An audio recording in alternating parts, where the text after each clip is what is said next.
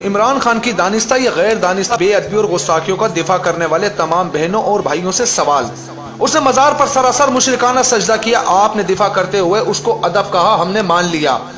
اس سے لفظ خاتم النبیین 3 بار پڑھانے پر بھی ادا نہ ہو سکا اور معنی خیز ہنسی ہنسی آپ نے دفاع کرتے ہوئے کہا زبان پھسل گئی تھی، ہم نے مان لیا۔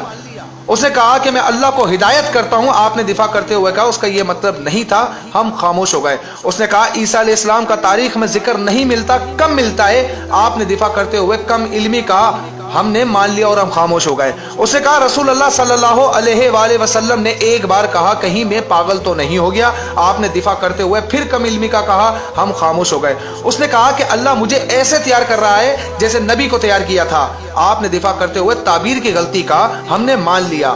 اس نے صحابہ کرام رضی اللہ تعالیٰ عنہ کو ڈرپوک کہتے ہوئے مال غنیمت کو لوٹ مار کہا، آپ نے جنگ احد کے واقعات کو توڑ موڑ کر خوب دفاع کیا، ہم خاموش ہو گئے۔ اس نے داڑھی کا سر عام مذاق اڑایا، آپ نے پھر ڈٹ کے دفاع کیا، ہم پھر خاموش ہو گئے۔ اس نے ایک انٹرویو میں قادیانیوں کے حق میں بولا، آپ پھر اقلیت کا منجل لے کر دفاع کرتے نظر آئے، ہم خاموش ہو گئے۔ اس نے جلسے کی گرمی کو جہنم کی گرمی سے زیادہ قرار دیتے ہوئے کہا اگر میں جہنم میں گیا تو مجھے گرمی نہیں لگے گی، آپ نے دفاع کرتے ہوئے کہا اس کا وہ مطلب نہیں تھا، ہم خاموش ہو گئے۔ اس نے سکھوں کے بت خانوں کو مکہ مکرمہ اور مدینہ المنورہ سے تشبیہ دی، آپ نے دفاع کیا۔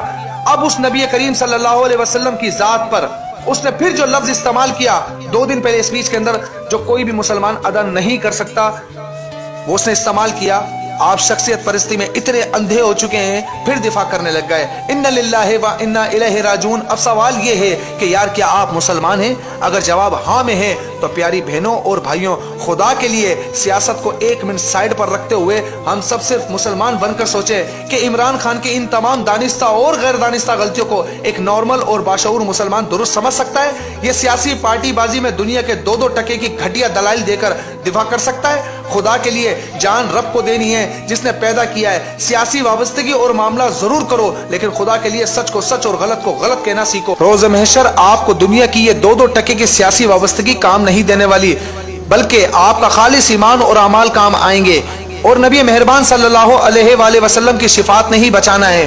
اور یہ تو محشر کی بات ہے، جب قبر میں رسول اللہ سے ملاقات ہوگی اور سوال ہوگا ما کنت تقول فی ھذا الرجل، خدا نہ کرے اگر سرکار نے منہ پھیر لیا اور یہ کہہ دیا تو دنیا کے اندر اپنے لیڈر کا دفاع کر رہا تھا، جب میری ذات پر انگلیاں اٹھائی جا رہی تھی تو اس کا دفاع کر رہا تھا، میرے حق میں نہیں بولا۔ خدا نہ کرے کسی کے ساتھ یہ معاملہ ہو، اللہ رب ذوالجلال ہم سب کو اپنی پناہ میں رکھے۔